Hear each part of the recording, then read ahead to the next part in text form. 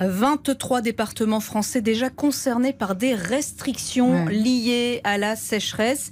La préfecture du Rhône impose par exemple une réduction de 25% à 50% d'utilisation d'eau pour les professionnels. Les particuliers, eux, sont priés de ne pas laver leur voiture, dans certains départements de ne pas remplir leur piscine. Est-ce suffisant selon vous et est-ce respecté également? Justement, Roi de Rosé. Alors, côté espagnol, l'intérêt pour... déjà, le 17 juin, c'est la journée mondiale de lutte contre la sécheresse et la désertification. Et le pays hôte de cette journée mondiale, c'est l'Espagne.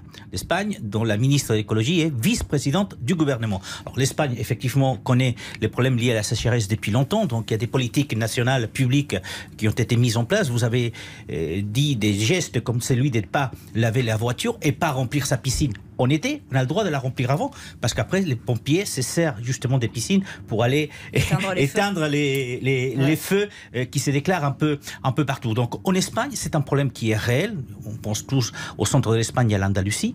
Mais c'est vrai aussi que depuis des années, il y a une conscientisation qui est aussi réelle de la part des différents gouvernements, que ce soit nationaux ou régionaux. Donc, il y a des politiques qui sont appliquées. Est-ce qu'on peut faire mieux? Oui, parce que le gaspillage de l'eau, c'est une réalité. La douche, vous prenez votre douche, vous laissez tomber l'eau pendant 10 minutes.